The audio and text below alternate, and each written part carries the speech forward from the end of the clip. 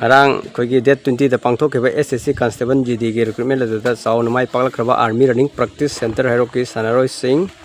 makoi asi khakna te makoi ngarang chumda hanaki ba yaure ngarang ahing na bito namdu prakta badagi saiton de su yauri ilang khapuk bi de su yauri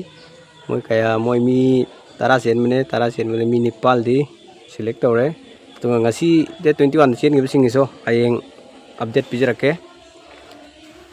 nangi naming le phongora khar kana habiu ai mình chọn thăm mà hết làm mấy đông đi nangi ahan mene ko ahan mele men ngam si kari phaw nangi thamoi da ngoài ngoi ya nang center si lam de ngam dra ngoài moi ya yo khana be nem na tra ni kya rakhi lo re ni kure nang naming le phongora kana habiu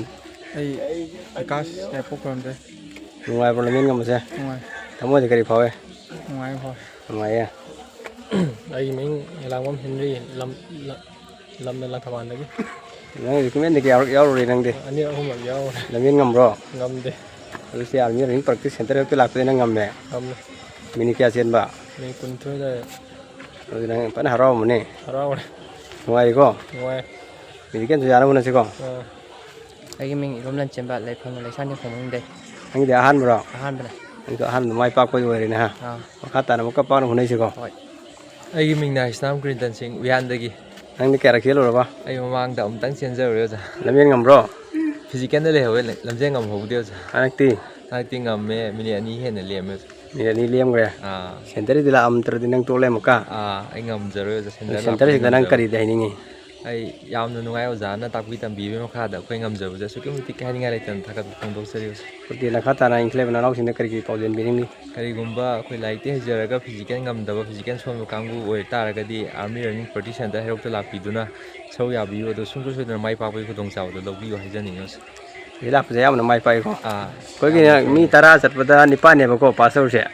nipan ani du di khoi samna ka moi hafta am ta phari numit mari ka ta phari ko numit mari ne lamen ngam ba du di kana sung ngam mo ko adu ne tra ana lak tu le ka di tha am ni wali ga da lak piyo te bai lamen se pa jana ngam ga khala ga di ado SSC kumba agnibir kumba di tha hum complete apung phana yaw ra ga di pa na mai pa ka ni ado ter ter lan mi or ni tha mari mapung phan jaw bi ho so thoi thoi ta minute mari mukha di selan ngam ngani ko ina yare noi sama kata na mai pa no hune mi se ko hoi za yai fare moi se mi oi khara diwali mi oi khara ama photo ama di video sita yaw phangdre moi maram di sat khibana han bana do ngasi tang 21 da 21 sen me sin housing sit lai jare makoi mari moi ngasi mi tare chen mane moi di adu moi tare chen mada aw mari di confirm ore moi fil ore mayam bo hiningal ten thak chare army running practice center Heirok pam khata na support tabiu project 4 base ke training haujare training se joining mis housing le kadi lakpi horo mayam ki tamuk lejer center ni army running practice center Heirok mayam center se support tausin boina